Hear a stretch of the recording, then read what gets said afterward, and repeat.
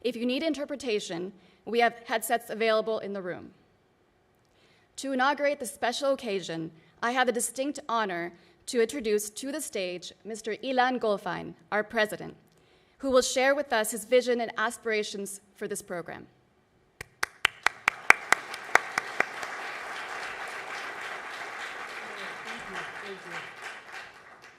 Hello, hello. Wow. Thank you, thank you.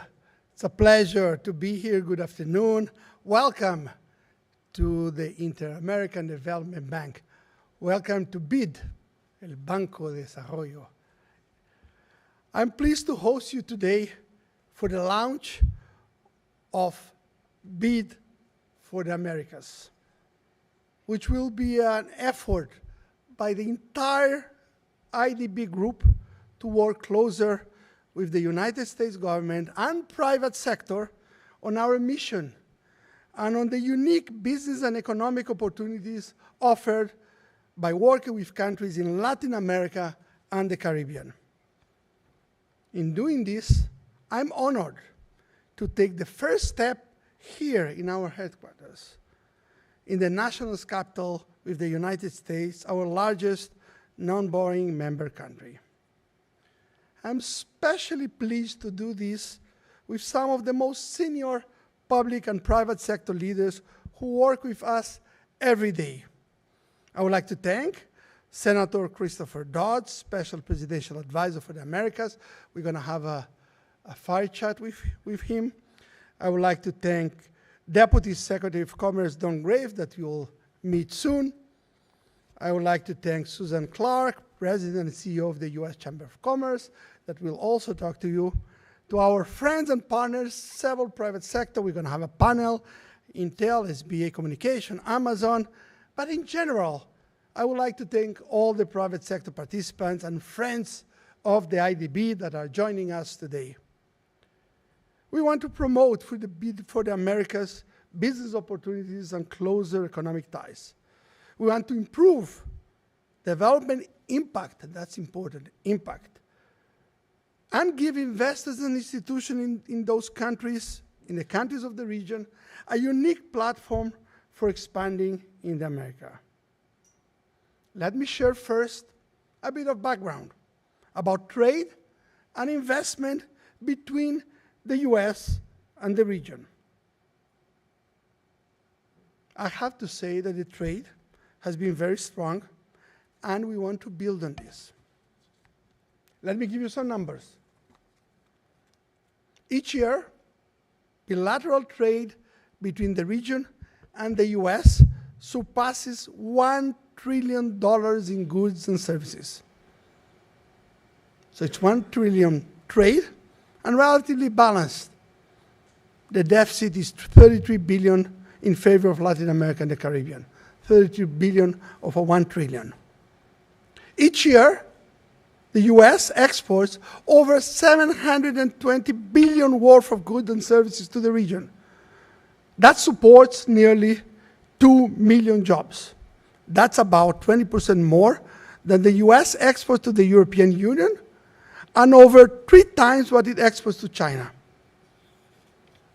The benefits of this could be felt across the United States. Taken as a whole, Latin America and the Caribbean is the first or second largest customer for goods from 40 US states. 40 US states, either you're first or you're second Latin America. And exports from the US are projected to grow to 1 trillion by 2030, more than 3,000. US-based multinational companies have a presence in the region, in Latin America and the Caribbean, including almost 20,000 affiliates in the IDB 26 borrowing countries. You know that the IDB has 26 borrowing countries. We are present in each country, and in each one of them, we have presence in total, all these 20,000 affiliates. The US accounts for over a quarter of multinational companies and affiliates doing business in the region, and we expect US retail and consumer goods to continue gaining ground in the region. We see room to grow for additional opportunities, US firms. Infrastructure alone is a huge market opportunity, given the gap that the region has in infrastructure. Countries in the region need new roads, railways, airports, housing, water system, power plants, digital. But I must tell you that I believe that Latin America and the Caribbean, the region is in an inflection point. I believe the region has an opportunity, and this time around, it needs to seize this opportunity. The region has the potential to solve quite a bit of the global challenges. And being part of the solution changes the future. Let me give you just 2 or 3 examples. One, climate change. Renewable energy is one of the largest in Latin America, and the possibility to export clean energy to the world is very present. What about food? Food security is a major issue after the Russian invasion of Ukraine. But the region already is responsible for 40% of the food exports in the world. And if you rightly do, if you structure, you can be feeding most of the world. That's just 2 examples. I can go on and on. For example, minerals. 2/3 of the lithium essential for mobility comes from South America. Copper, others. I just gave you 3 examples. For us, Latin America is in the inflection point, and it's a very important moment to increase the presence and to take advantage of that. Let me tell you about regional integration. Regional integration is about trade and investment, and we want to ensure that US firms can seize the opportunities and can share this integration. We want to create more by promoting integration. Regional integration with the Americas is a top priority of our administration. At the core, integration is about improving lives at the end by reaping gains from greater scale and specialization. The more integrated you are, the more scale you have, you can get more investment, you have a larger market.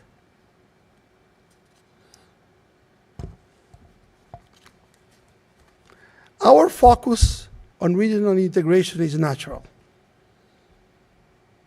We are the Inter-American Development Bank. Our mandate is about the Inter-American. We need to focus more on integration, on regional projects.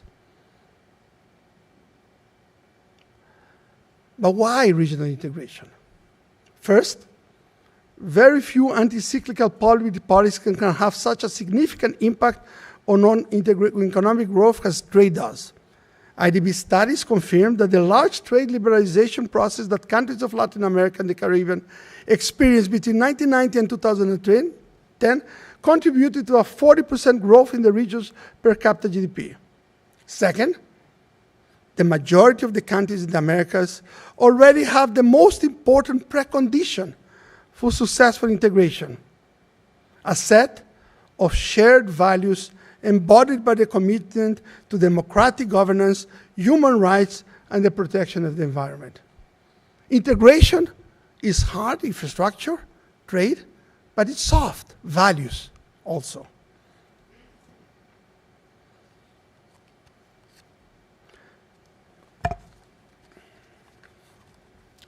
So, we are redoubling our efforts to promote the type of integration that reduces costs and also reduces the delays in transportation and other aspects. We are investing in digital and telecommunication infrastructure to prepare the region for the digital economy of the future. In addition to that, we are improving regulations and policies that enable and incentivize integration. The Bid for the Americas will be a program devoted to deeper ties between the United States and Latin America and Caribbean, but we will not just the beginning of our efforts. What I'm going to describe now is what we are already doing. We are creating, for example, the CAFTA DR Textiles, an apparel directory, in partnership with the U.S. Trade Representative and the U.S. Department of Commerce Office of Textiles and Apparel, which is underway and we will launch in October. This will connect buyers and suppliers in the U.S., Central America, and the Dominican Republic using the Connect Americas platform. What is Connect America? Connect Americas is the IDB's online B2B, business-to-business social network, which is already an important platform for U.S. businesses seeking to connect with partners in the region. Just that platform has 2,300 U.S. companies. Let me give you another example. At the Summit of the Americas in Los Angeles, we use Connect Americas to work with the U.S. Chamber of Commerce and companies, including Amazon, AWS, FedEx, Google, Meta, and Microsoft, to train several thousand small businesses from the Americas in an effort to help them participate in the regional trade and supply chains. In April, almost 40 U.S. companies, from small businesses to large companies, came to Jamaica. I was there to participate in what we call Outsource to Latin America, our annual matchmaking event. It's really a matchmaking. They go sit in tables where we help companies find new partners, potential customers, and other business opportunities in the global digital service sectors. We also support U.S. companies through loans. We are a bank. We have loans, but we are doing it to design to increase trade and investment. For example, in Uruguay and Chile, our loans in the global digital service sector have enabled local governments to help almost 30 U.S. firms seeking to invest in the country. The impact of this program goes far beyond the numbers and is going to be transformational for the region. In Uruguay, we helped back a master's degree program in data science with the support from the Massachusetts Institute of Technology, my alma mater, but that was not me, that was before me. Similar programs on machine learning and supply chain management are in the pipeline. More than 150 students have completed the program and are creating startups in Uruguay, including one developed an app to help children with autism. Graduates have already created close to 50 new companies, many led by women. This environment has led to Microsoft decided to enter into agreement with the Uruguayan government to establish an AI co-innovation lab in the country.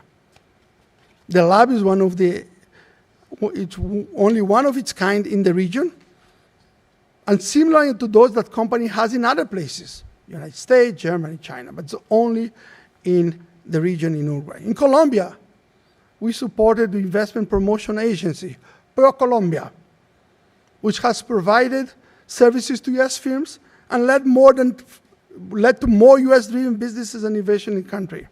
In Bogota, IBM opened its 8th and largest artificial intelligence center in Latin America, the so-called Cognitive Transformation Center.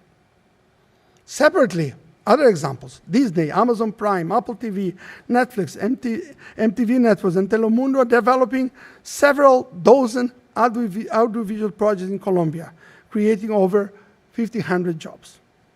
In Costa Rica, we work with Intel to strengthen human capital and boost the company's role in semiconductors. I need to tell you that we are not just helping to facilitate trade and investment opportunities. Our work in the region also focuses on improving the business environment, the business infrastructure. We have loans, we have instruments that are instruments for policy. And these policies create institutions. And these institutions strengthen transparency, integrity, the rule of law. And that is what companies ask us to do. We are developing strong institutions that support this type of effort. These are just a few examples. And the result of this work benefits both the companies, as well as the US, but also the region, and more broadly, the job creation and the economic growth that fosters social and political stability. Let me tell you now about BID for the Americas.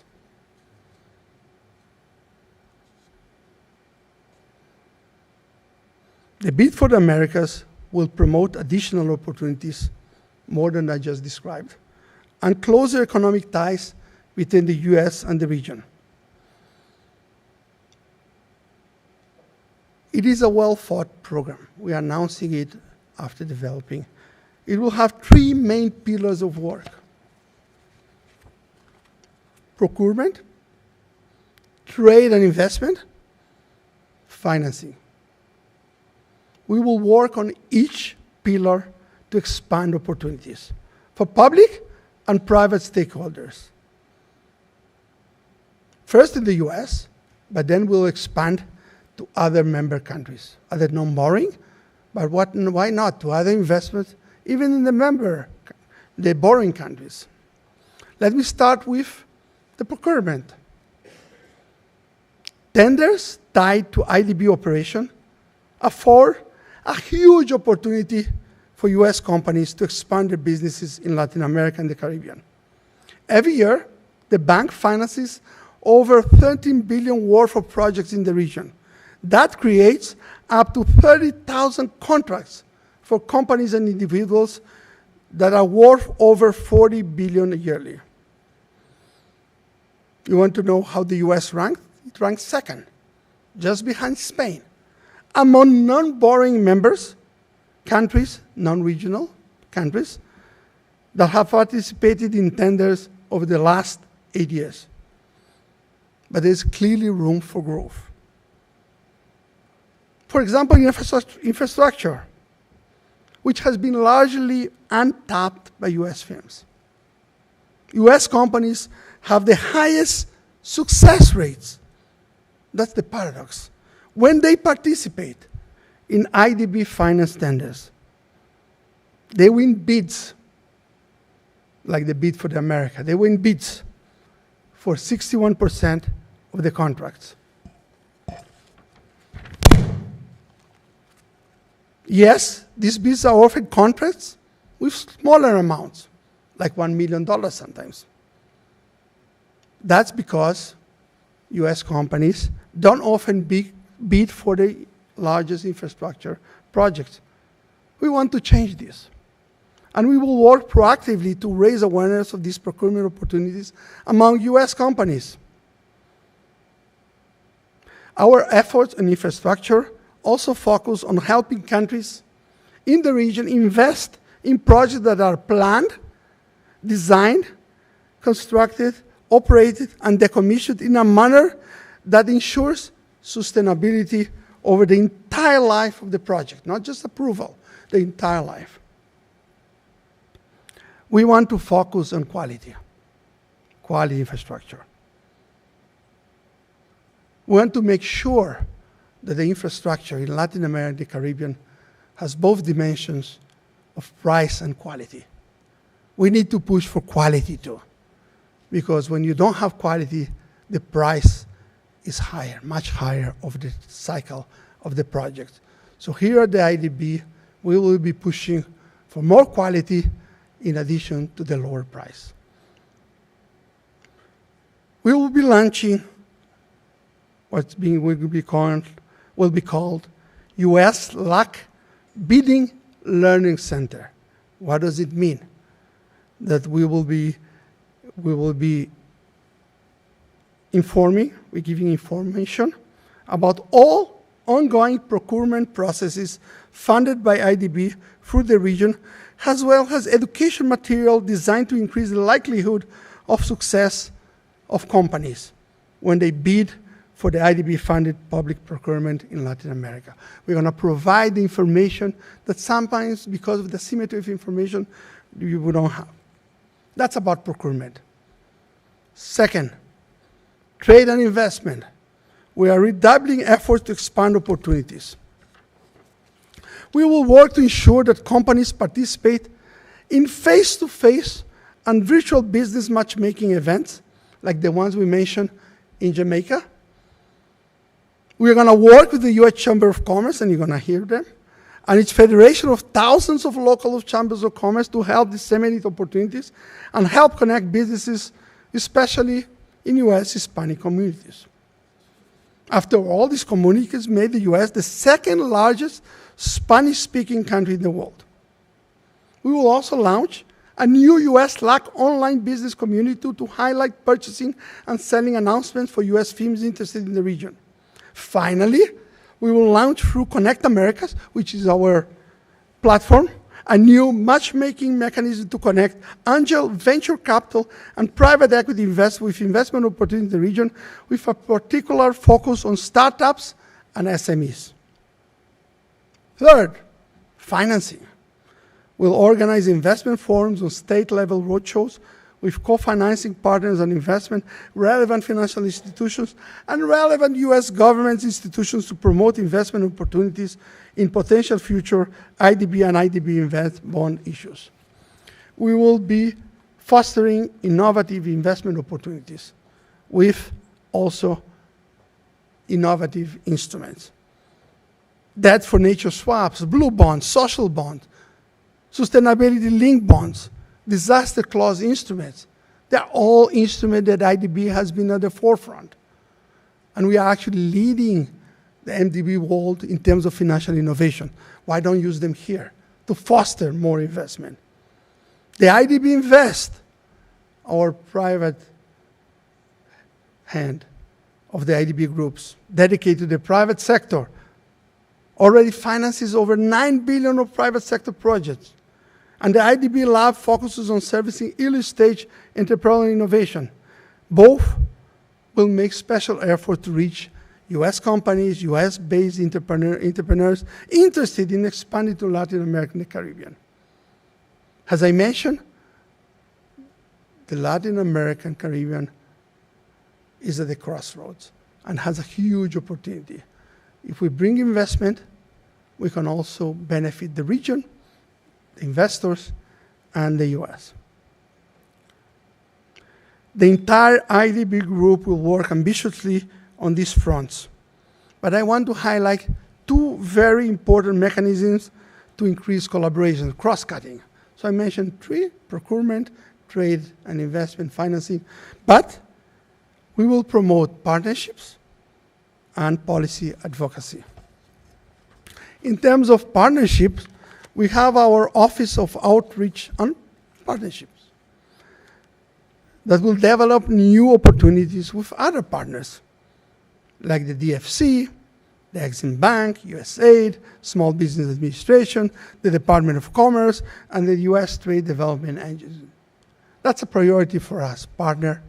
We cannot do it alone. You must have seen last week our partnership with the World Bank to develop and to work together in the region in very specific areas, very well designed and thought. And here again, we are doing it. We have our America's Business Dialogue. I just gave a talk now. Very important forum, very representative, very important companies, where we can do the policy advocacy forum too. I must say that U.S. companies represent over a quarter of America's Business Dialogue members. We will reach out to all of them to ensure they have access to bid for the Americas and that the opportunities will be seized by all of them. Let me conclude here and say that today we are launching this initiative in the United States because the opportunities for deeper economic ties with Latin America and the Caribbean are clear. Borrowing and non-borrowing member countries like the US are critical to our mission, which is to improve the lives of people in the region. Their membership and active role at the bank underscore their commitment to developing Latin America and the Caribbean. And let me say that they live up to this commitment every day by working side by side with us to design and implement not only the financing, but also the technical assistance to improve lives in the region. We will not stop and we will not short only with the US companies. This program will be extended to other non-borrowing members.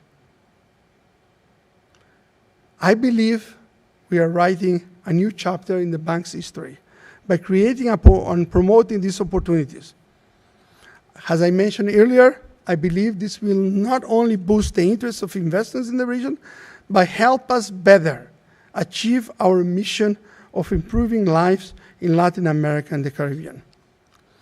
It will promote the integration that I just mentioned. The reality is that Latin America and the Caribbean needs more United States, and the United States needs more of Latin America and the Caribbean.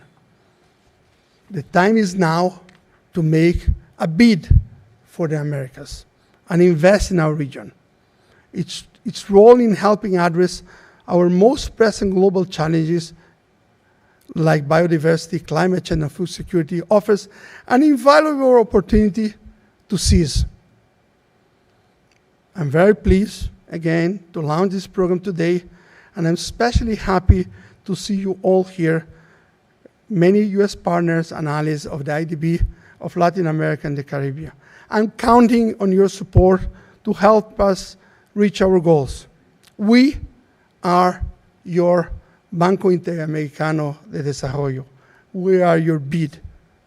And today, we ask that you work more closely with us, and we urge you to bid for the Americas. Thank you very much.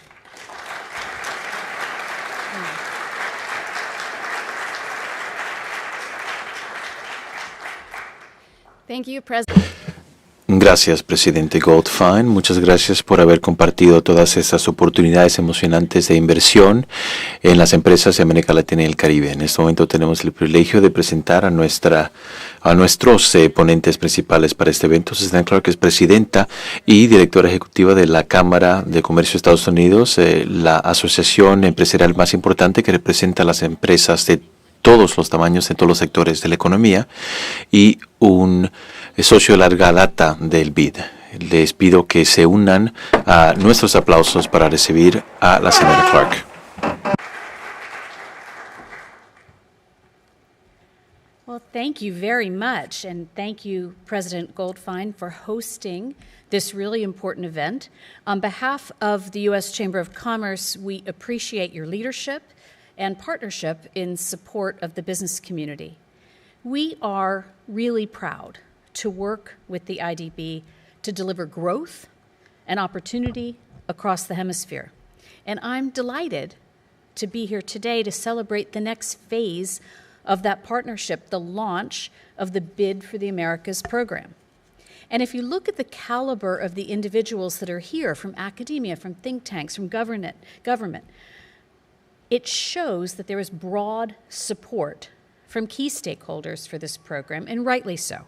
We all know that Latin American and Caribbean nations share a desire for robust growth, sustainable development, and rising prosperity. But we also know that coming out of the pandemic, they also share challenges.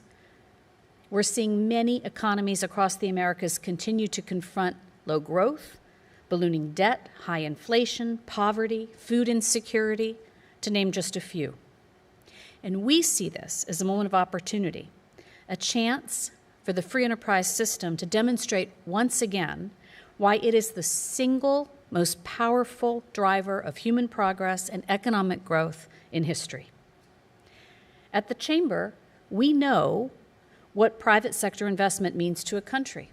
It means good-paying jobs, opportunities for advancement, revitalized economies poised for growth.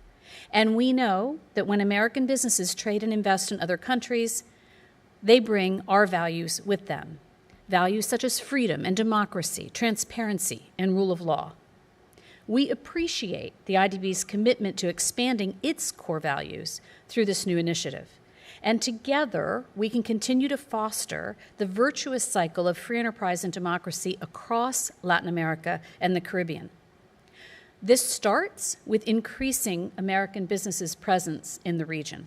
And we're starting from a place of strength. U.S. companies have invested nearly $4 trillion in the region, employ more than 3 million workers directly, and millions more indirectly.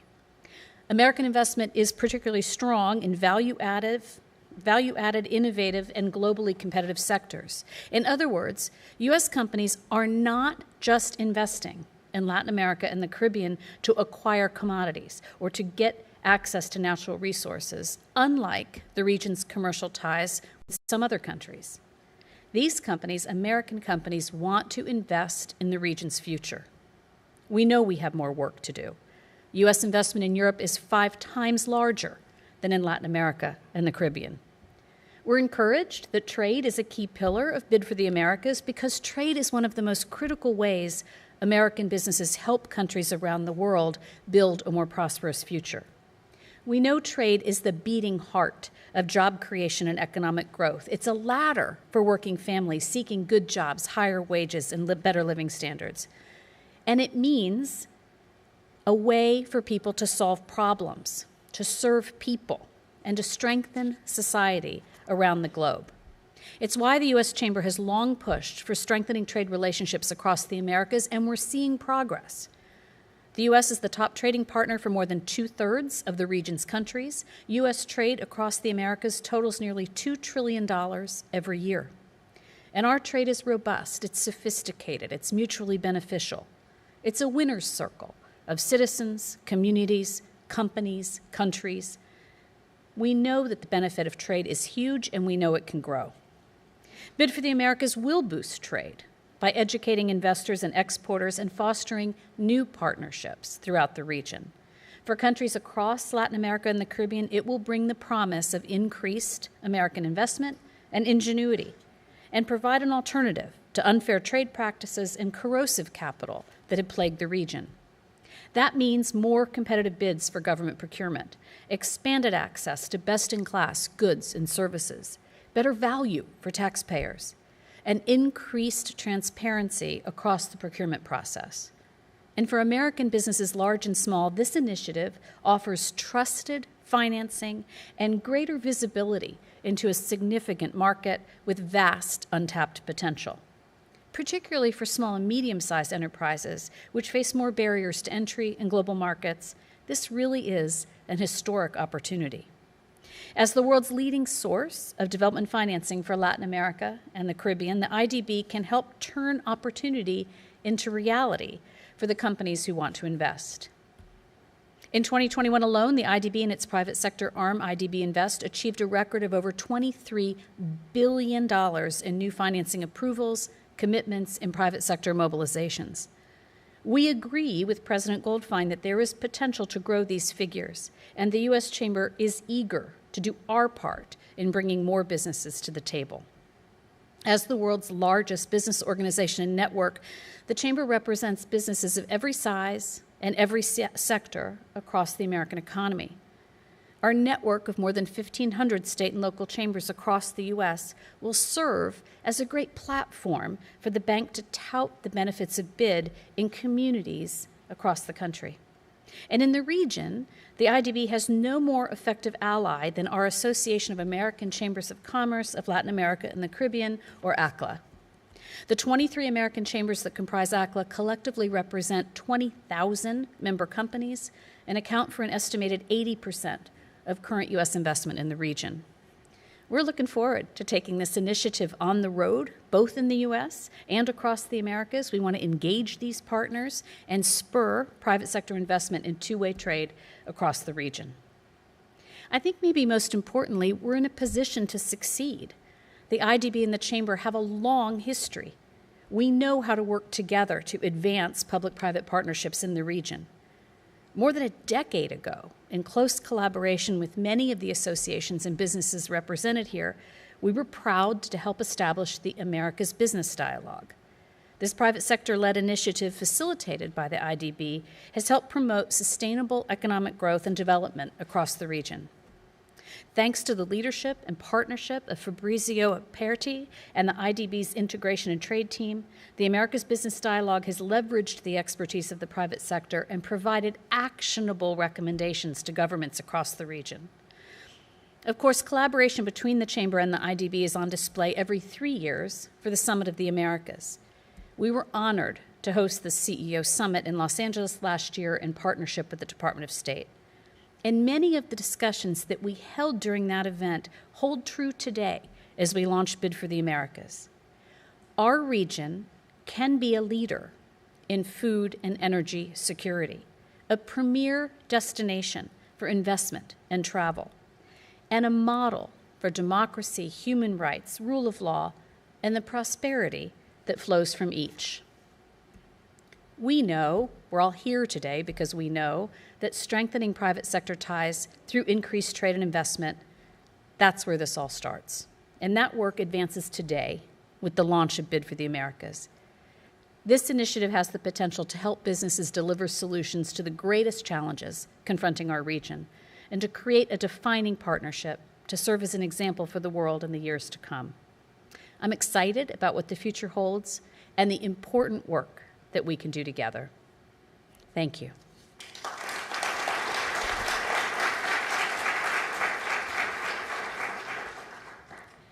Thank you, Ms. Clark, for your insightful and inspiring address. We are deeply honored by the presence of our next distinguished guest. Please join me in welcoming Mr. Don Graves, the Deputy Secretary of Commerce for the United States.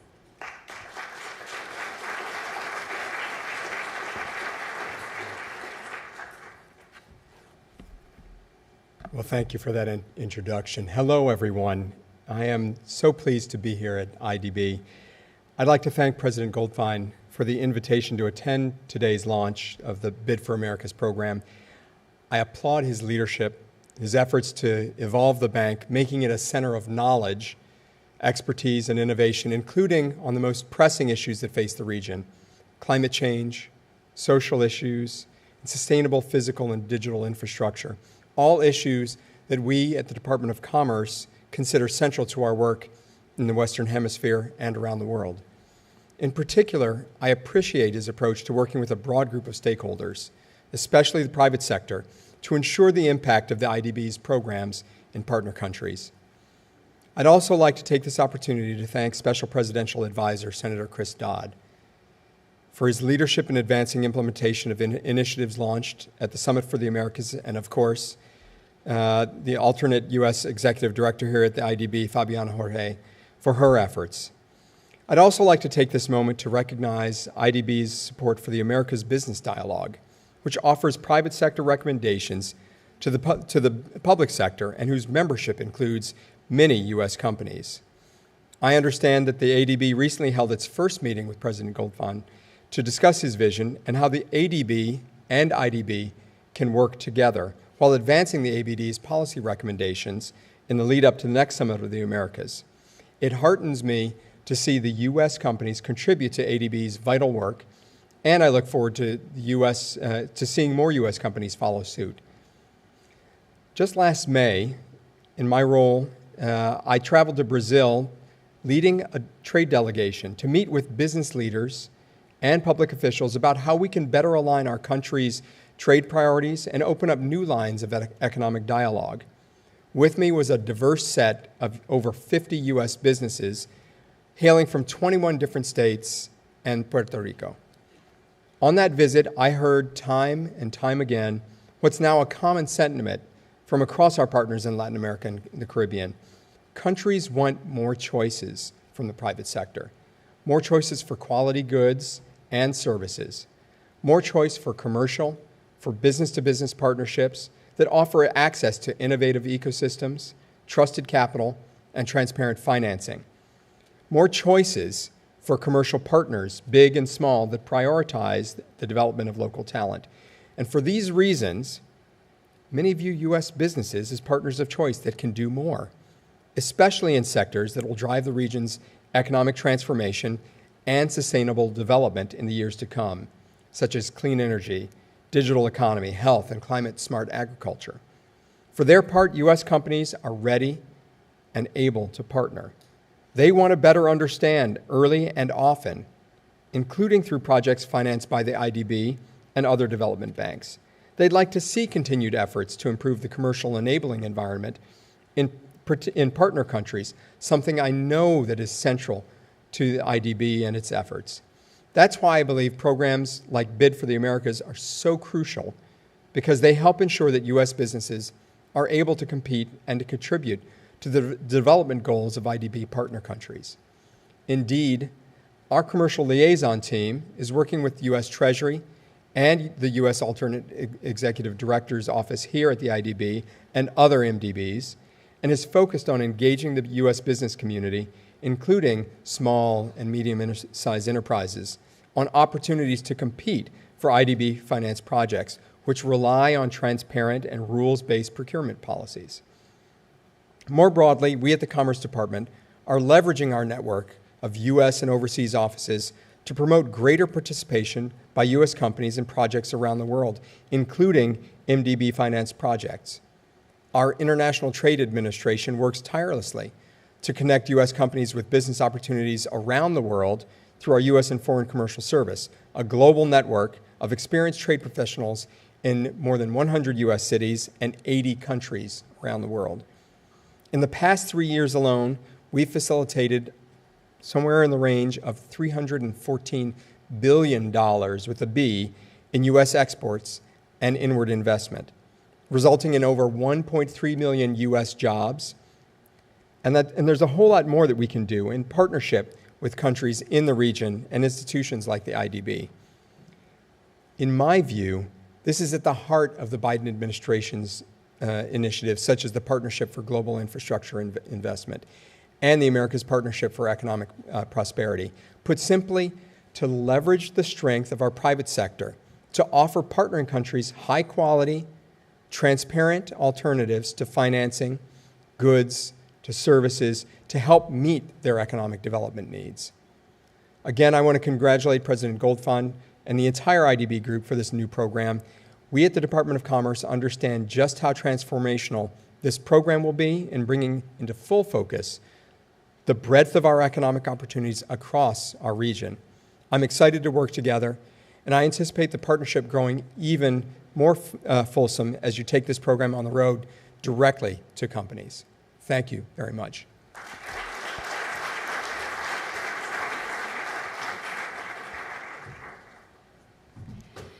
Thank you, Deputy Secretary Graves, for your profound insights. We will now proceed with the private sector panel, which will delve into opportunities to strengthen ties between Latin America and the Caribbean and the United States, with a focus on the pivotal role of the IDB in this endeavor. Please join me in extending a warm welcome to our Executive Vice President, Mr. Jordan Schwartz.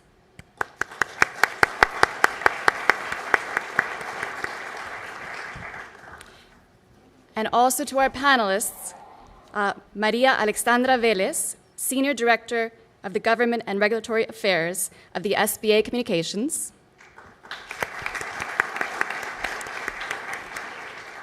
Fernando Loreiro, Executive Director for Government Relations at Intel. Aro Aguerot, Director of America's Public Policy and Head of International and Trade Policy at Amazon. And James Scriven, CEO of IDB Invest.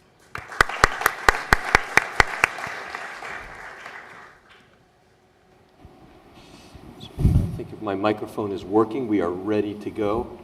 I understand we have about 20 or 25 minutes, so we'll compress our questions, if that's okay. That's fine. We had a whole set of questions for each of you, but we're kind of going to compress them. I come from a verbose and voluminous family, so I'm usually not good at keeping time and cutting other people off. So we'll self-regulate if that's okay. But we'll let you know if it starts to get close. We thought what I'd do is I'd start with Fernando, if that's all right. Put this into context a little bit. Borrowing from your experience with Intel, borrowing from this extraordinary investment, it's kind of a flagship investment in Costa Rica. Anybody who's worked in the region thinks of an investment that has changed and shaped a country's economic trajectory. This is one of them that comes to mind.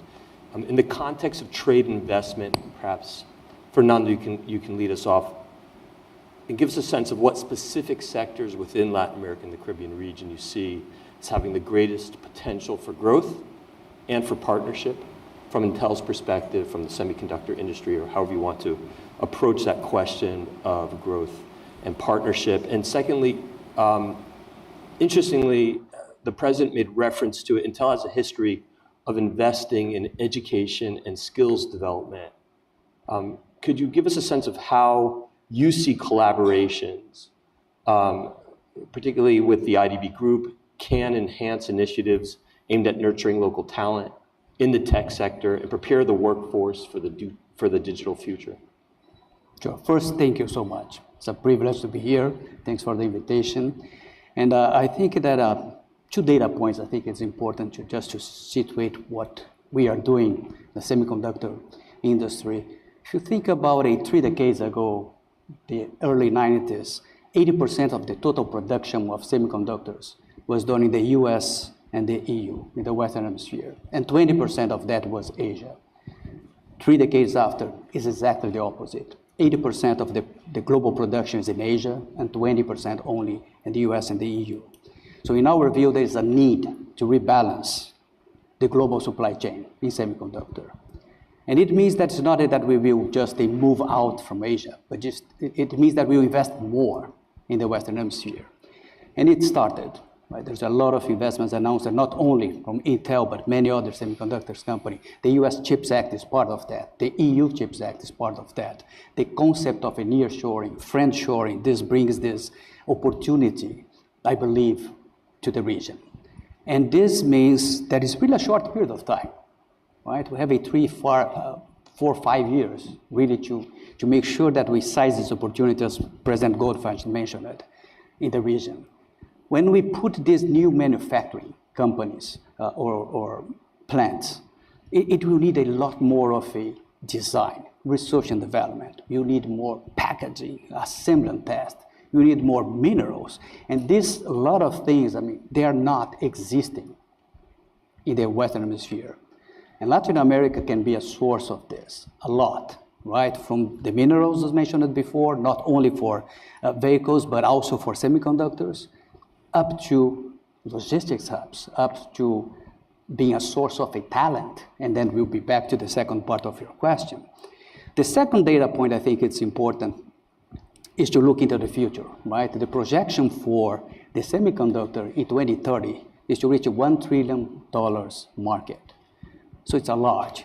It's clearly simple, right? Everything has become digital. Everything is being digitalized. Every sector is being digitalized.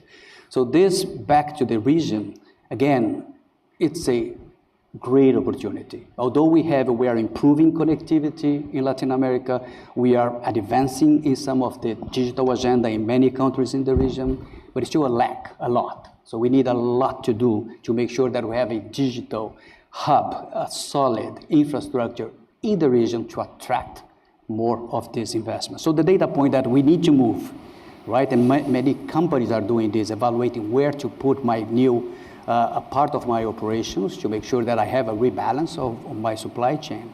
And the second, that everything is becoming and will exponentially digitalize in the future. I need to do some actions now, today, not tomorrow. Then that's the second part of this, that is the talent, the skill gaps that we have. So there's a lot of new jobs that will be offered that requires digital skills. And the workforce of today, they do not have these skills. So there is a lack. We have a gap crisis of skills in the digital skills. Essentially, especially when we talk about AI. Many of the functions that we are debating nowadays will become dependent on AI, and we do not have these skills. So although we can focus on us, we are doing with BID, for instance, or IDB in Costa Rica, mentioned again, that we create together, IDB and Intel, a content to a semiconductor technicians. That's a great initiative. We need to go beyond that. We need to think about the other parts of the society, the workforce. They are not tech savvy, and they will be, but they will need all this workforce to work in these sectors that will need and will use AI: healthcare, financing, retail, agriculture, so many others. This also, I think, there's some actions that we can do, right? As Intel, for instance, we have a portfolio of a digital readiness that what we call focus on AI, from citizens to students in the schools, for current or future workforce, up to leaders, the policymakers, but they will regulate AI. So they need to understand what AI is all about. We need to regulate in terms of creating guidelines to use the technology, not to prevent the technology. That's a source of discussions in terms of also BID that we discussed on the rule of law, the idea to educate, evangelize, and share knowledge in terms of new technologies, in the sense of policymakers can react properly and create a good avenue to innovate and create more benefits to the society in general. A second thing that I believe that we are doing quite well, an example with BID, the infrastructure sector, think about Latin America and the mega cities, like it's a trend in Latin America. The major mega cities are in this region. In the 10 years, it's projected that the cars will double in terms of size. So what we are doing now with BID is create this framework for smart cities in terms of a transportation mobility. So this will use pilots using cloud, AI, edge computing to provide a kind of what can be done today, and then go out in the other countries in the region. So IDB and the BID for the Americas can do something that a company only can't do. That's the scale and sustain. So I think that this partnership is perfect, and the time is, again, it's now. Very good. Thank you for that. I believe probably the common themes we'll hear of skills already in our earlier conversations. This has come up, the skills gap, the impact of digitalization, and the preparation of the region to be able to absorb new levels of investment, what exactly will be required, and the context of the trade rebalancing and the supply chains. Perhaps we'll have a chance to hear what this means, both from the infrastructure perspective and in a sense from those that deliver and touch the consumers in every way, like Amazon does. So it's a thank you for kicking off our panel. Maybe I'll turn to Arrow, so I've just made it a reference to Amazon.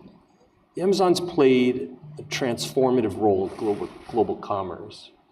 Can you expand on how collaborative initiatives, such as those involving the IDB, could empower Amazon to contribute to the expansion and diversification of trade networks, particularly benefiting small and medium-sized businesses? I know the PYMEs topic is one that's very close to Amazon's heart in our region. And given your role in international trade policy, how can these collaborations with Amazon help in addressing these trade-related challenges, ensuring smoother flow of goods across borders, greater integration, and the actual movement of the physical movement of goods across the region? Well, thank you so much for the question, and thanks to the IDB for having us today. It's a pleasure to be here, and thanks, of course, to all of you for listening. At Amazon, we are customer obsessed. That is our sort of governing principle, is that we care about the customer over all else. And when we say customer, we don't just mean end users. We also mean the sellers, entrepreneurs, developers, artists, content creators who we work with in our stores and in our other businesses. I mean, for today's conversation, I'll focus a lot on our sellers. Over 60% of the sales that we make on our online stores come from small businesses around the world. We really do try to be the everything store, and part of achieving that is working with artisans and handicraft makers and small businesses of all kinds all over the world. So this partnership that we have with sellers is really core to our overall mission and goal, and it's, as I said, really, really important to us. We see a lot of opportunity to expand on those partnerships through collaboration with organizations like the IDB and partnering with governments. And we see a real benefit that we can also bring to the countries where we do business, because, training e-commerce sellers to use, our site or other sites to sell all over the world is really huge benefit to economic development and growth. So that partnership is a true win-win. We invest billions of dollars in supporting those sellers. We provide training and tools for them. It's not always simple to come onto the site and sell. You do need to know how to market your product, how to, sort of run your e-commerce business, and we offer those tools. We partner with economic development agencies around the region, who've offered staff, their own staff to become experts in e-commerce, and we work directly with them in order to make the experience for those sellers better. And, through all of that work, we've had the opportunity to hear from a lot of sellers about what they need, and we work very hard to provide what we can, but there are still blockers out there that are more than what Amazon can resolve. There are things that we need to partner with development banks like IDB and with the governments to really address. And so there's three main or sort of priority issues that we hear about. The first is just still access to internet. That is a very important component. Obviously, you can't be an e-commerce business without access to the internet, nor can you find customers if they don't have access to the internet. At Amazon, we're launching Project Kuiper, which is a constellation of low-orbit satellites that'll provide broadband access around the world, and so we're working closely with governments to be able to do that. But governments need to continue to find other sources of support for that goal. The second issue that we hear a lot about is innovative financial instruments or ways to pay on e-commerce that's not cash. We ourselves have come up with a number of innovative payment mechanisms, but we're continuing to work with governments on allowing that kind of competition and access to financial services, and I think that's an important thing for the IDB to also work with us on. And then the final thing is just a very basic core trade issue, which is just getting product through customs. That is a hard thing for small businesses to do. It remains hard. We talk about trade. I've had a long career in trade, and customs issues continue to be a problem. Our small sellers face a number of issues. I mean, some of them you have to print out a physical document when you go through customs in order to get your product in, which causes delays and also, problems, just very concrete problems, like what if the printer breaks, then you're not getting your shipment through.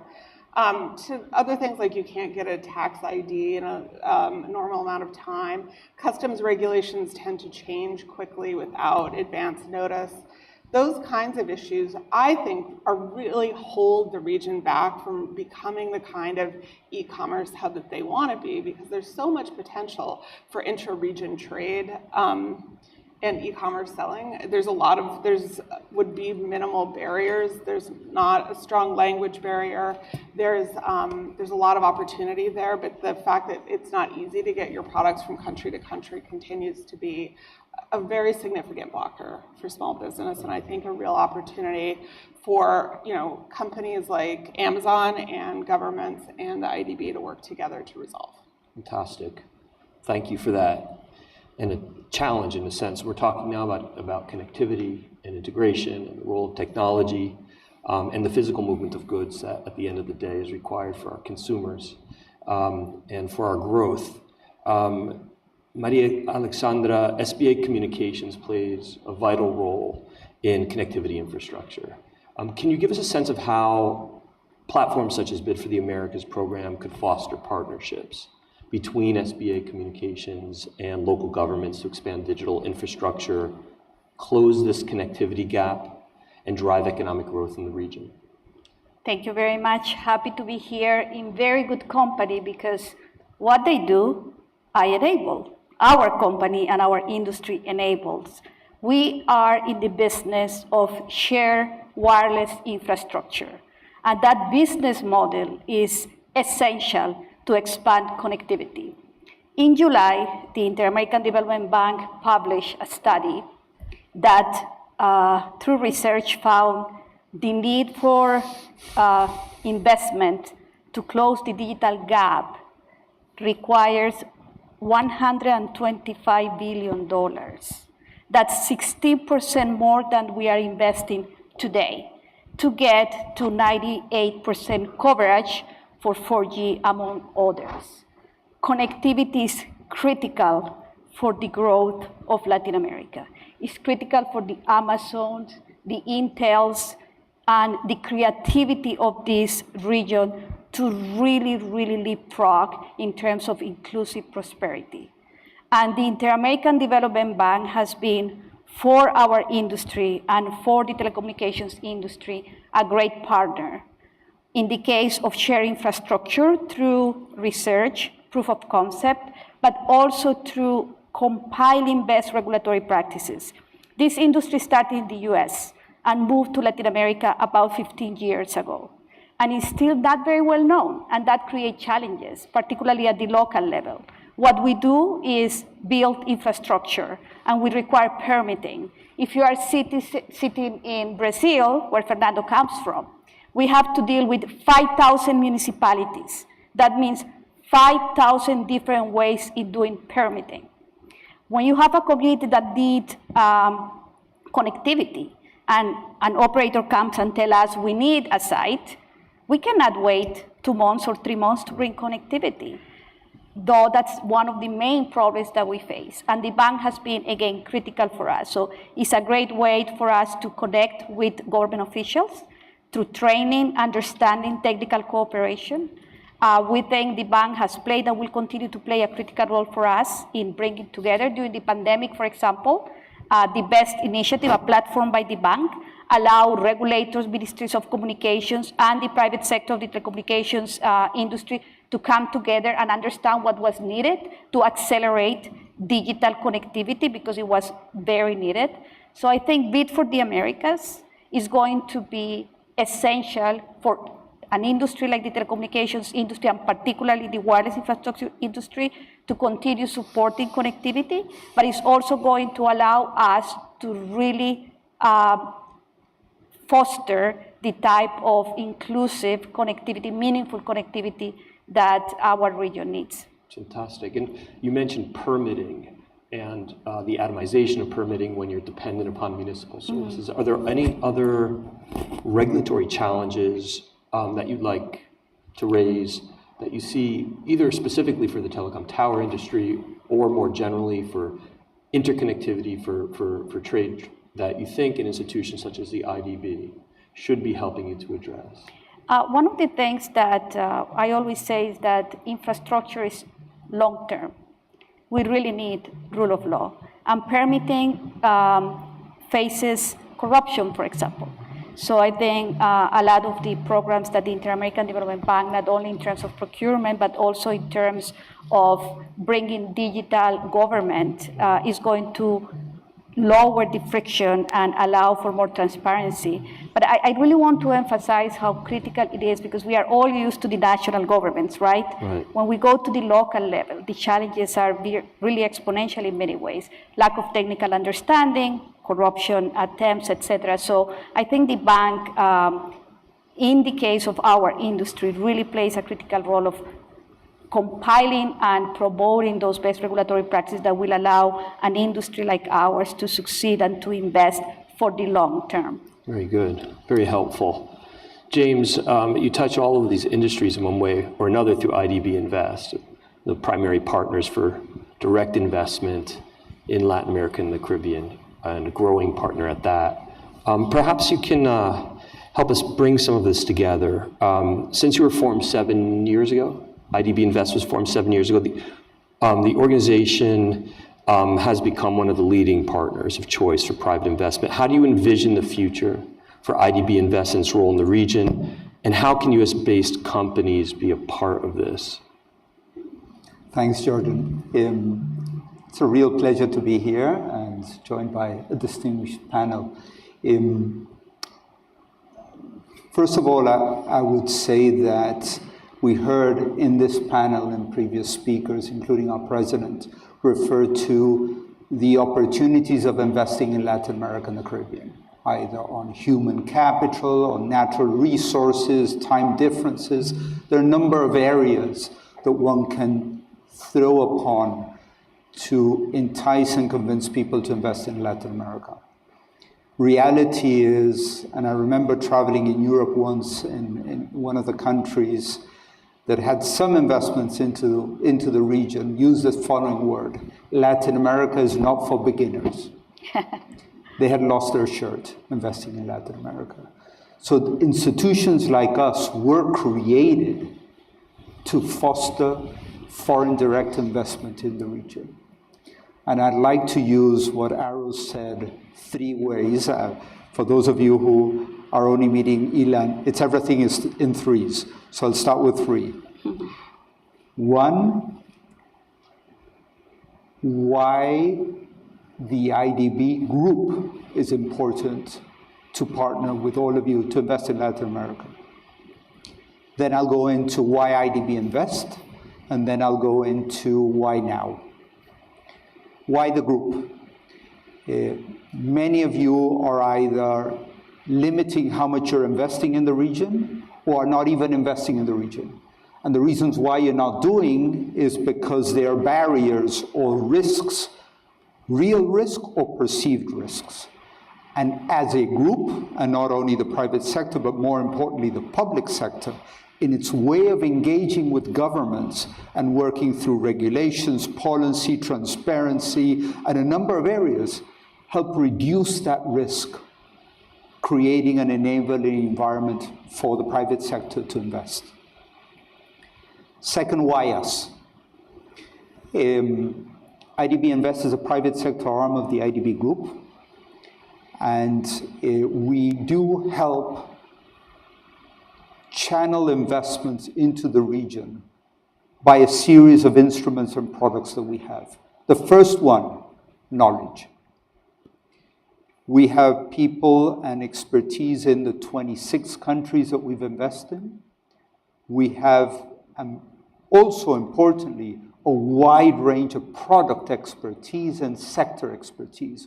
We work in 14 sectors, moving from transport, education, tourism, trade, you name it. We invest in all those sectors. And we've got deep expertise in doing so. Just as an example, the last 4 years, we invested in 60 renewable projects. As we're speaking, we're building 9 dams, hydroelectric. So this is the practical knowledge of us investing. In addition to that, and related to knowledge, we have within our institution an advisory firm. It's like we had McKinsey or BCG within us providing advice to all of this to happen. Because we do believe that a big barrier for investments into our region is actual expertise and knowledge. So we've got practical knowledge. The other, and probably more important, is we're putting our money where our mouth is.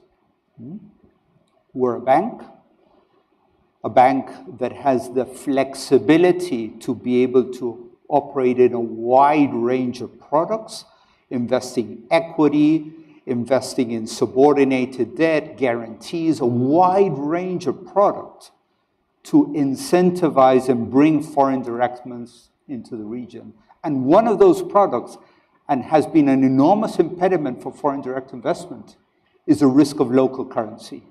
We have the ability to hedge those currencies and work and incentivize you to be able to invest in a currency that is not your home currency. Last, to answer your question, why Dow? I mean, you're all looking at the press every single day. You're seeing how supply chains are getting closer to the US. You're hearing the concept of nearshoring, but even more importantly, friendly shoring. And you do have, within our continent, the human capital and the minerals referred to by Ilan, be it wind, natural beauty that we have, added to lithium, and a number of materials that can actually solve many of the issues that the world is facing. So I would say that think of us as an enabling environment to help incentivize and encourage you to be able to invest in our region. I think that's a fantastic summary. I'm not sure I could summarize the summary and what the value added would be, but I guess I would just mention that in a way, embedded in the responses to your questions was also this point that the financing for investment, whether it's on balance sheet or whether it's with the help of bid investor or any other source of finance, the actual development of the infrastructure, whether it's a telecom tower, it's the roads over which you need in order to deliver goods, is not sufficient. It's necessary for the region's growth, the kind of economic development that we want, but it's not sufficient. There's also what you've raised, what this panel has raised, the skills, the labor force required to undertake the work necessary to deliver in this case, a manufactured good or the service, as the case may be. It's the regulatory environment in which you're making your permitting, in which you're trying to sustain your investments. It is all of the cross-border hurdles to movement of goods. It's also then the public sector's responsibility, a point that James was making. I think that's something that we want to emphasize as we talk about the development of Bid for Americas, talk about our own sense of responsibility for contributing to the growth. For that reason, really appreciate your narratives, your stories, and your incredible investment in this region. I think that you serve as examples for many of the firms that are here that are looking at Latin America and the Caribbean as a potential growth area for them. We would love to be engaged and supportive in any way we can. Thank you for your insights in this area. Thank you, Jason. Thank you.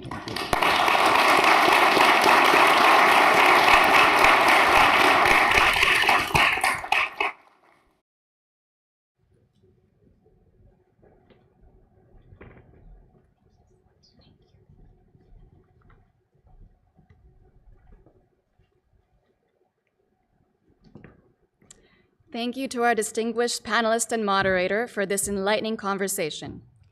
I was told to go a little slow because we have to change the stage a bit, but I wanted just to say that it's very exciting to have you here and to learn also firsthand from these leading companies how to do business in Latin America and the Caribbean.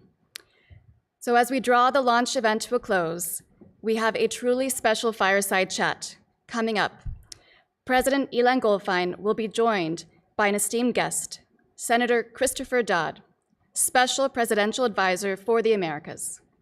Together, they will provide valuable insights on the perspective of the United States to the Bid for the Americas program.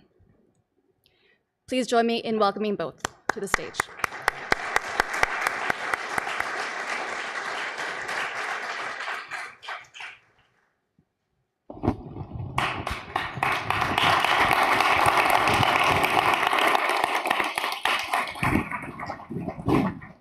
Well, that was an amazing panel, private sector, IDB Invest, with Jordan, our EVP, and was really good.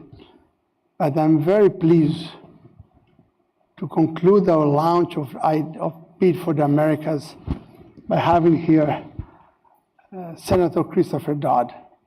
He is the Special Presidential Advisor for the Americas. And that's what we need here in the Bid for the Americas. You know that Senator Dodd was appointed by President Biden. He organized and prepared the summit of the Americas, where they discuss economic cooperation, migration, health, human rights, food security, and other priorities. I'm not sure you know that the Senator Dodd had long ties to the region. He served in the Peace Corps, Dominican Republic. Can I say that was in the 60s? You can say it, but it's a lie. I'm actually younger than that. And he has been, years in the Senate Foreign Relations Subcommittee on the Western Hem. So that's well known, very close to the region. He has been here You visit us 4th of July. Yeah. That was great. Senator, thank you for joining us. I must start with a more personal question. You grew up in a large family. Mm-hmm. You are the fifth of 6 children. We also know you have a brother that has ties to the region. Mm-hmm. U.S. ambassador to Costa Rica and Uruguay.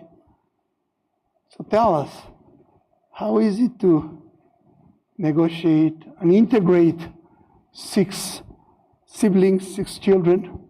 How is it to negotiate? Is this what you give your future?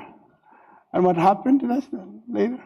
Well, thanks. First of all, Ilan, thank you for what you're doing today. First of all, and many times over, and the staff at the Inter-American Development Bank do such an incredible job. Jordan, I watched the program a minute ago with the various leaders of private business that were on the panel.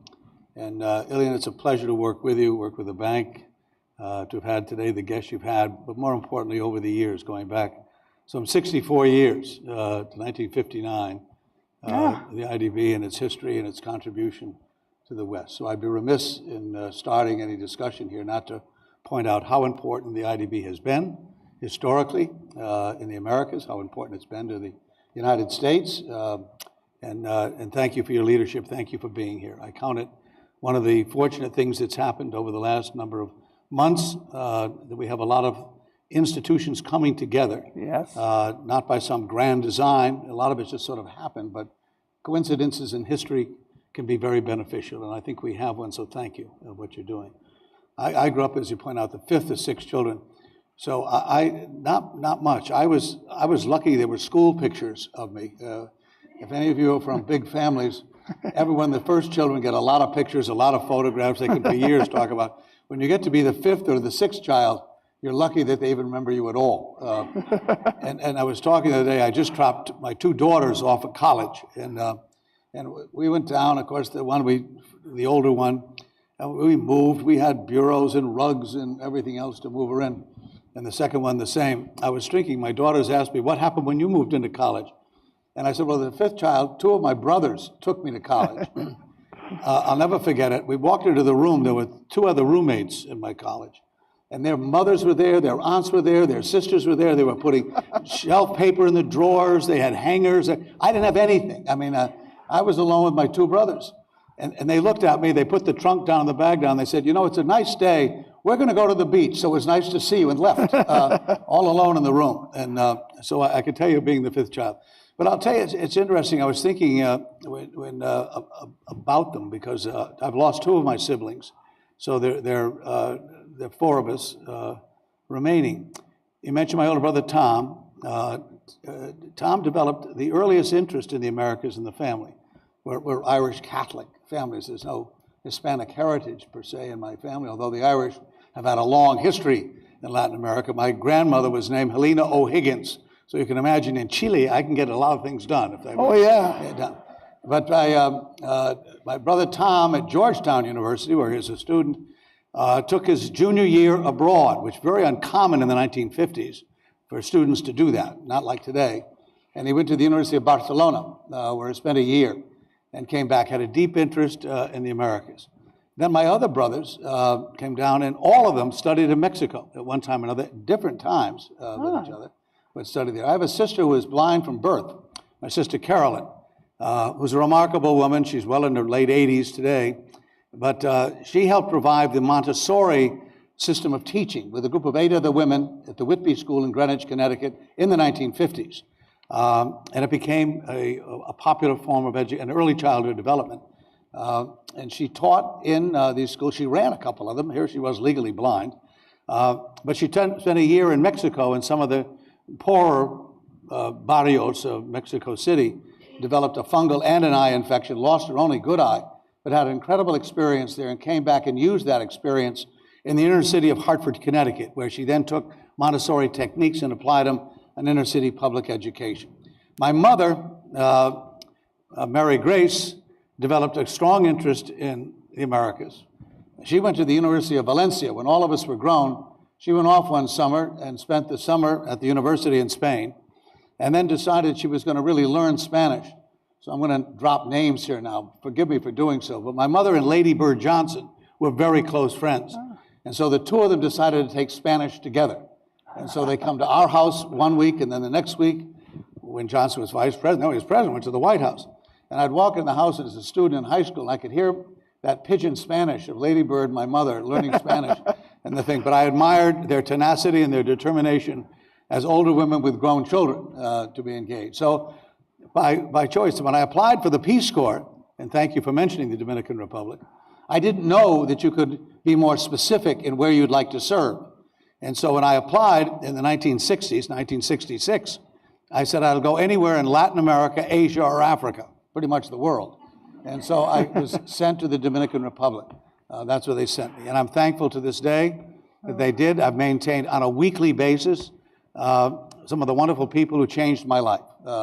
It was that big a difference for me coming out of an affluent suburban community in Connecticut and all of a sudden being dropped off in a moving van, pretty much, in a little community called Benito Monción in La República Dominicana in la provincia de Santiago Rodriguez, and changed my life completely. To this day, a few weeks ago, I went back to my village. I get back as often as I can. I call frequently if I can to maintain the relationships. And so my life really began anew in 1966 to 1968. Then I hitchhiked all over Latin America by myself before I came home on Christmas Eve, 1968, and decided what else I was going to do that this, if I could, be part of my life. And so my family had a huge influence by choices they made. My brother Tom went on to teach after he served, in fact, before he served as an ambassador, and he taught for 50 years at Georgetown, Latin American diplomatic history. And remarkable to this day, he's healthy and still with us, but students who I run into all over Latin America who had my brother Tom at Georgetown University, and wrote his doctoral dissertations on the earliest plebiscite in Nicaragua back in the 30s, for those of you historians in the room. So his interest as an academic began early on as well. So I take too long, I apologize. No. Back over the history. We are lucky. We are lucky that they send you to the Dominican Republic. Yeah. We are lucky that you have this family connection, because now you are the special presidential advisor for the Americas. Right. So, as you say, coincidences exist. One of them is that next year, our annual meeting will be in the Dominican Republic. I know that. And you are also already President invited. Abinader has told me all about it. Oh, I He's a good see. friend. And, So I want to ask you, the president asked you to take this role. Right. What are the goals? What are the priorities? What about the Biden administration? How can we all take advantage of this unique opportunity of the IDB for the Bid for the Americas program? Well, first of all, congratulations again on Bid for Americas. I think it's great. And for all of you for being here today and adding your thoughts and ideas on how we can do this and grow this. I suspect there isn't President Biden, well, he's now the president, he's not my colleague in the Senate, but we sat together for 30 years on the Senate Foreign Relations Committee and developed a great personal friendship over those years. And so he called, in fact, I can tell you, December 22nd, 2021, he called me. In fact, it was an unknown caller on my phone. And my wife has taught me not to answer those things. That's all spam, you know. So I didn't touch that phone. I said, I'm not going to be guilty of spam. And so the president was spamming you? Well, he was. But then again, I noticed there was an unknown message from the unknown caller. I see. And it was the president of the United States calling. So I'm a little guilty here, not picking up the phone. Yeah, a little bit. Yeah, a little. Well, he asked me when I got back in touch with him, could I help out on the summit in Los Angeles? And I said, look, I'll do anything you want to help out. And by April, they actually took a while to sign me on for various reasons. And the summit, candidly, Ilan, was in trouble. I mean, they were following some tough years in terms of the relationships between the Americas and the United States in this hemisphere. It took some rebuilding. 14 of the CARICOM countries were showing not a great enthusiasm about going to the summit. My friend AMLO in Mexico he doesn't like to travel much anyway, but nonetheless was not crazy about this. Bolsonaro had his own difficulties and not sure. Fernandez in Argentina was shaky about participating. A summit without Argentina, Brazil, or Mexico, it's hard to call it a summit. If you all, I don't know if you'd agree with that or not, but it's obviously these large countries and their participation, Brazil, obviously. So I went down and one-on-one with each of the heads of state. I've now met with or talked to President Peña in Paraguay, and I have had phone conversations. He invited me to his inauguration. But I have met with every single night, all 34 heads of state over the last number of months, because after the summit, the president asked if I'd get involved and help pick up on this idea we're talking about on IDB for the bid for the Americas. And what we're talking about is America's Partnership for Economic Prosperity. And so there've been a lot of conversations. So all sort of coming together. Your leadership, which has been terribly important. We have new leadership at the World Bank, who's also deeply interested in the Americas, has already spoken eloquently out about Central America and various things that we have going. And we had this agreement last week. We were sitting in like this with the World Bank, talking about our partnership. And he was for here. Latin America. Yeah, he was here. Ajay Banca. Ajay Banga. He was here talking about Latin America and our priorities. So I think it's important. And the finance ministers throughout the hemisphere, the meeting in Paraguay that you had with the finance ministers, unanimously voted to increase the IDB Invest Fund for the private sector development. I like the lab program too, which not a lot of people are familiar with, but it's a very interesting program in terms of creative ideas and how we move forward. As I said, the coincidences of all of this happening. I have members of Congress, my former colleagues, Michael Bennet of Colorado and Senator Cassidy of Louisiana have now come together on a bill that is very similar to the core of it, what you're trying to do with BID and what we're trying to do with our APEP meeting as well. So I now have, at a rare moment, bipartisan, at least, ideas that are very much in sync with what we're trying to do, and that is how do we increase and grow the private sector development in the Americas?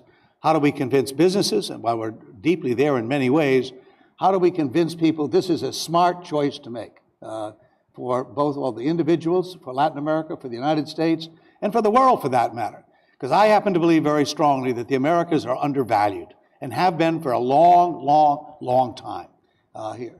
And we need to recognize that. And if we don't, look around. Others certainly believe that there's a value in Latin America and are trying to capitalize on it, which is fine. I think countries have to make decisions what they think is in their best interest. But I think we need to develop partnerships. We had the good neighbor policy under Franklin Roosevelt. We had the Alliance for Progress under Jack Kennedy, President Kennedy. And I admire those efforts. They certainly made a difference in some ways, without any question. But we need to come back, and the most operative word is partnership. It's dependent not only on what private sector does, both here in the United States and elsewhere, but principally let's talk about here in the United States. But also it's important that the countries need to do things.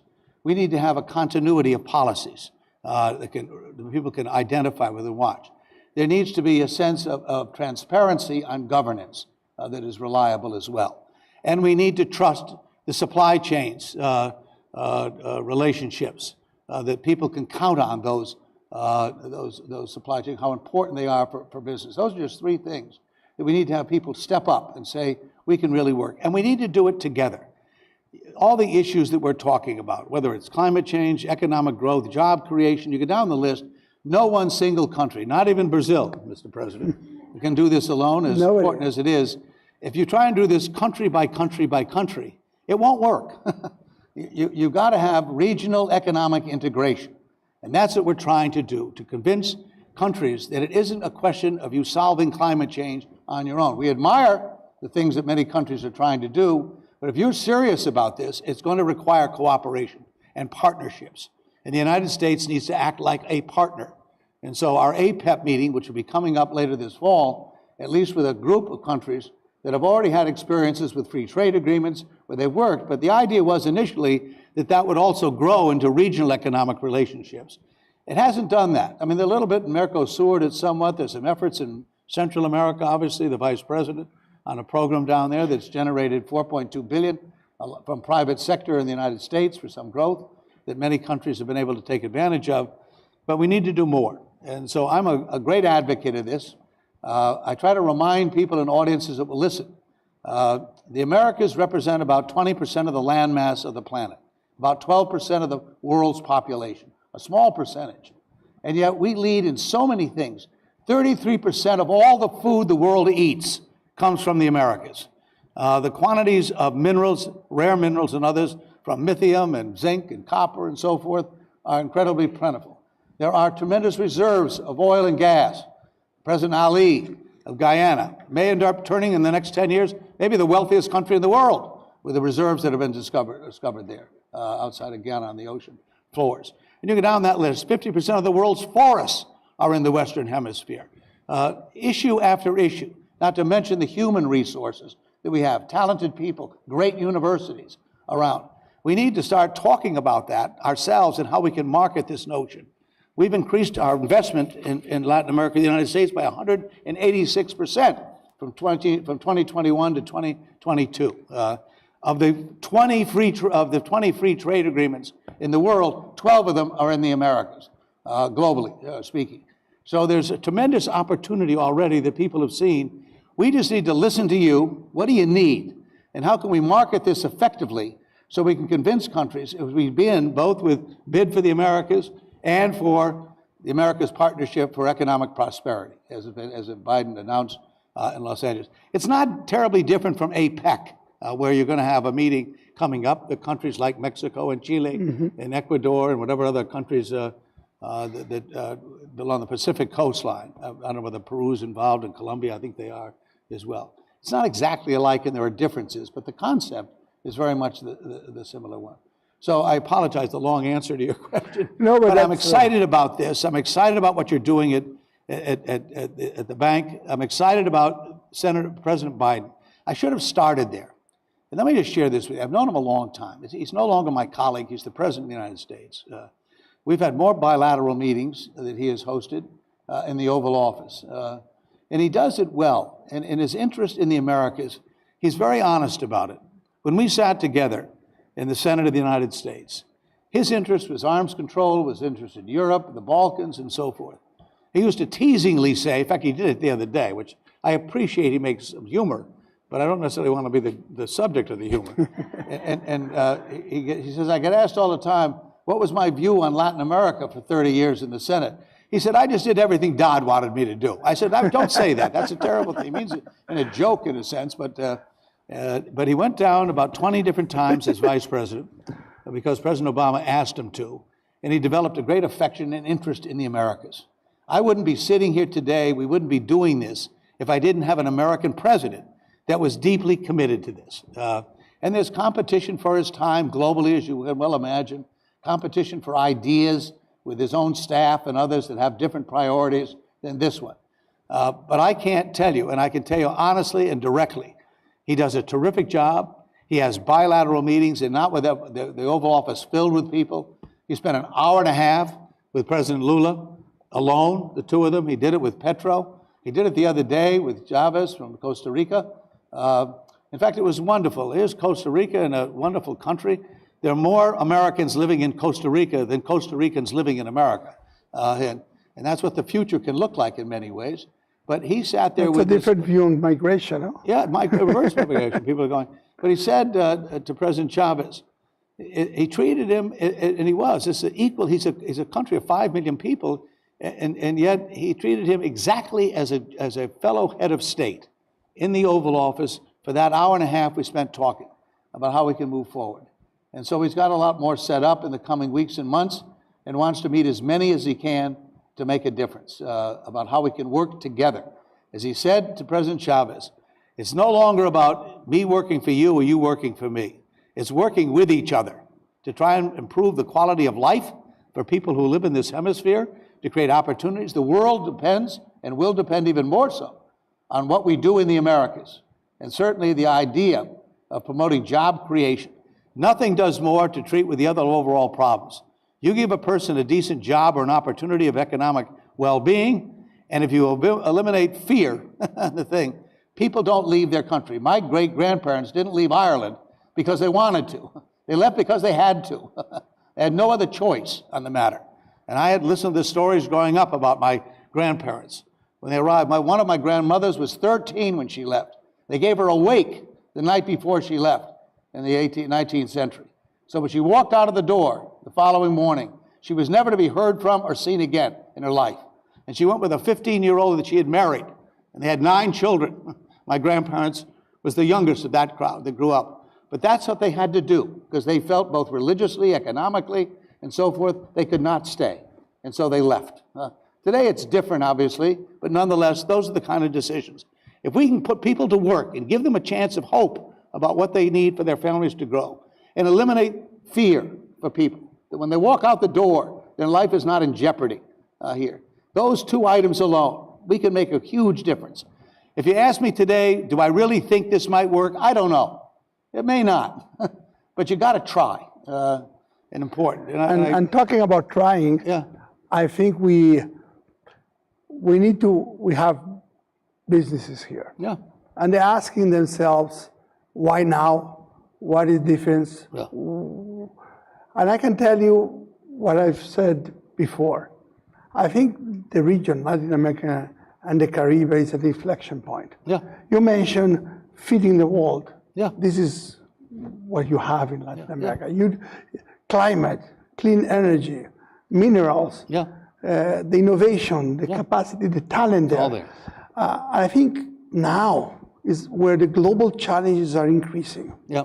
Where climate is becoming an issue that everybody is conscious about, and we are closing to the 2030 goals.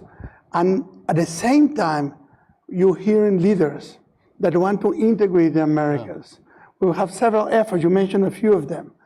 So we need to tell the businesses, this is the moment. Yeah.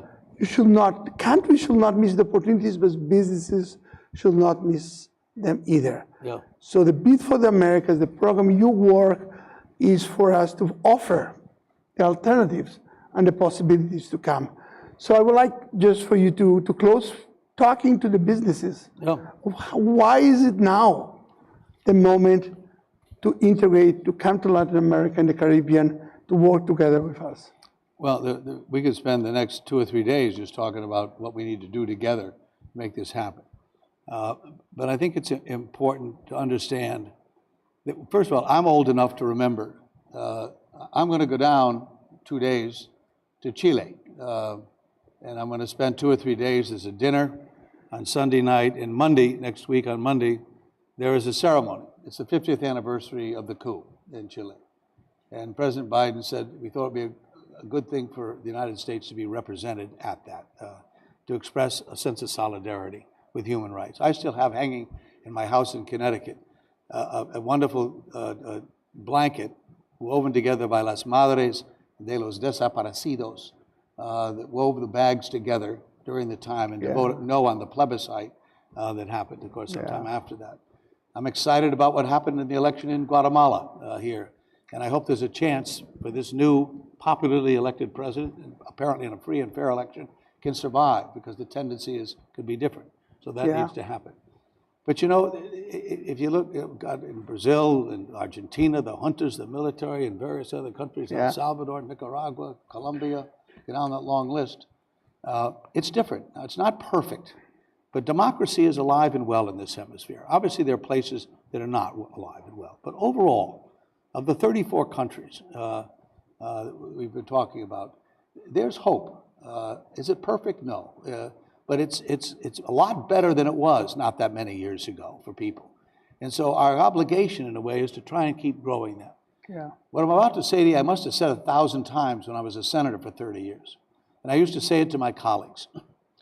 There are moments when the window opens, and much more quickly than they open, they close. And I used to try to convince the newer members that if you're truly interested in whatever the subject was, healthcare or job creation, whatever, we have an opportunity to do something positively about this. Yeah. Couldn't do it last year, can't do it next year. We can do it now. And you have to understand the moment you're in. Everyone understands the moments when they're past, wish we had acted, or even predicting a moment may be coming. But rarely do any of us appreciate the moment we're actually in, to take advantage of the moment, in a sense. I wrote, along with a colleague of mine, the financial reform package, the so-called Dodd-Frank bill, which used to antagonize a lot of bankers, but nonetheless it seems to be working pretty well. But I would tell you, and I used to tell audiences on this thing, I had people, if I had ever tried to pass that bill in 2008 during the height of the economic crisis, never would have gone anywhere at all. Members lost their seats in Congress over and over again just by voting for this along the way. If I had tried to wait to 2011, I never could have passed it for different reasons. The window opened in that 2009, 2010, and that was the moment we passed the bill, narrowly. But today, most argue that the bill is working well. We survived during COVID and various things because banks had money to lend. They were in much better shape. The capital requirements were up. The supervision was in place to take a look and make sure product lines or institutions wasn't causing a contagion effect within other banks, much as we worried about a few weeks ago with the Silicon Valley Bank and Signature Bank and others. That didn't become a domino effect immediately because we had in place steps we could make to contain that kind of contagion. So in a sense, this is true of right now, in my view. Yeah. Why take a chance, in a sense? First of all, you've got an administration here, and I'm not here to argue about politics, but who cares about the region and wants to help here. We've got a good group of ambassadors in these countries who understand this is our job. This is what we want to do. We want to put this together so it can work, and it works. I'll just tell you one anecdote since we're wrapping up. My dad, when I was a year old, left the family for 18 months. And I don't remember him leaving, but he was the #2 prosecutor at the Nuremberg trials in Nuremberg, Germany, in the first trial in 1945 and 46. And he came back a very changed person in what he saw in those 18 months. He had never left the country. He had heart issues and didn't serve in the military. But he came back, and the rest of his life was deeply impacted by the Nuremberg trials and what difference they made.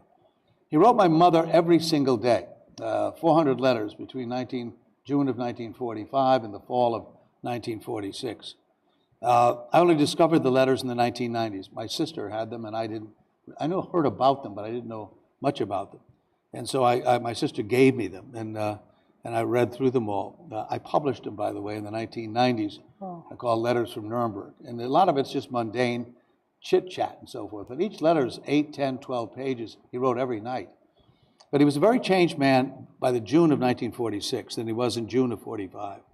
And I'll never forget, because the letter of June of 46 is one I've read over and over and over and over again. And it's appropriate for this conversation, only for this reason. He said something in that letter that I have a hard time reading to this day, often not as much as I read it. He said to my mother in that letter, "I'm never going to do anything again in my life as important as what I've done here." And he went on to become a member of the House of Representatives and a senator and so forth, made his contributions. He also said, not only is that important, I hope my children will one day pick up the sword, if you will, to fight for these kind of rights that people suffer from every day. Every other person on this planet of ours tonight, while we gather here, lives under an autocratic or dictatorial government. Every other person on this planet, 50% of mankind. That's how they're living today. And so issues like human rights and dignity and opportunity are very much our responsibility collectively. You're not Peace Corps volunteers. I'm no longer a Peace Corps volunteer. So I'm not asking you to be that. I'm asking you to take a chance and to sit around with BID and others and figure out how we can be helpful. And to take, I think, I have a feeling this may be far more profitable and the much fuller definition of that word than just financially possible. I think you can make a difference by doing it. Not only for your employees here and so forth, but for the opportunities you can provide for other people. I was out at the Intel plant. I know you had Intel in San Jose. Yeah. There are 4,000 Costa Ricans working in that plant, 20 minutes outside of San Jose, Costa Rica. You walk into that plant and you think it was in Silicon Valley. I mean, it's a state-of-the-art facility. It's where the world sends its computers, if you're with Intel, to get fixed and repaired and so forth in Costa Rica. That shouldn't be a case of one case. I know in Brazil there's a tremendous number of AmCham businesses that operate and contribute significantly. We need to do a better job of telling the story of what you do as well. Yeah. Again, we agree on this totally, the two of us. We're not good at telling the story of what's going on positively. And you wonder why people are negative. That's all you hear is the negative stuff. Yeah. And we don't tell the good stories, what a difference we're making every day. And so this requires a lot of working together. And I've already talked too long, and I apologize. No, but that's... You think I was still in the Senate here, filibustering, I guess. I got to tell you, by the way, some of the funny things that happen. I never took a day of Spanish going up in school. I went to a Jesuit school, and they taught you Latin and Greek, so it was a little different. But I arrived in That's still not the official language here. No. But I arrived without being able to see barely my name in Spanish. And I'll never forget, I was invited to a dinner in the Dominican Republic. And I was sitting at the end of the table, there were about 10 people. And I was keeping my mouth shut because everyone else was speaking in Spanish. And I realized I was going to be trouble if they did. But finally, some guy at the end of the table says to me in Spanish, Cristobal, say something in Spanish, diga algo en español. And I thought, God, this is embarrassing. So I'm trying to think, what can I say? And I said, well, perdóname, that wasn't hard. Yo no hablar muchos españoles, or something like that. Y francamente, and I don't know why I knew the word frankly, but y francamente, and I wanted to say I was embarrassed. And I said, y francamente, estoy embarazado. And that's exactly what happened around the table. People took them 10 minutes to contain themselves, to explain to me what I had said on the thing. So, needless to say, this is how you learn. But we are kind of we are embarazados. We have this child, and the child of ours is. The other thing I got to tell you, when I hitchhiked all through Latin America, I'm up in Potosi or Sucre, I forget which, but in Bolivia, way up in the mountains. Yeah. And I had not called home or written home in several weeks. Now, this is 1960s, and my father was in the Senate at that particular point.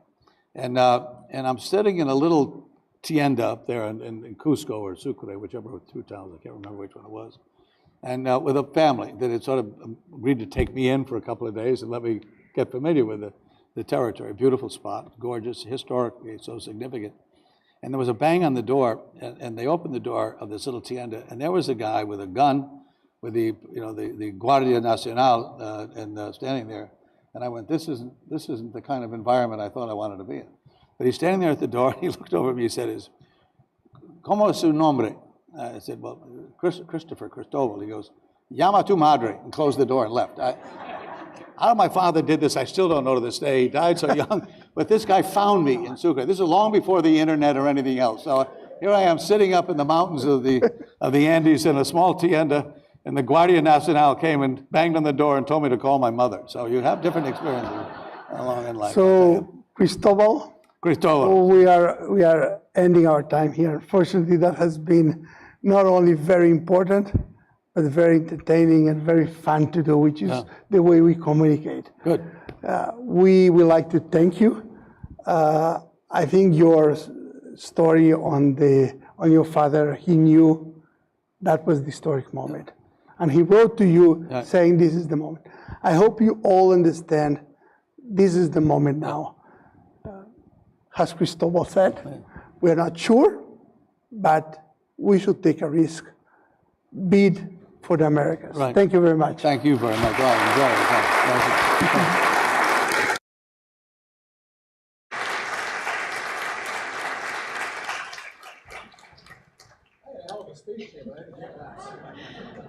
Thank you so much, Senator Dodd and President Goldfajn. So thank you, everyone. I think everybody's getting ready to go, I understand. We just want to thank you so much for being here. And for those in the room, please go to the second floor for a reception. Thank you very much.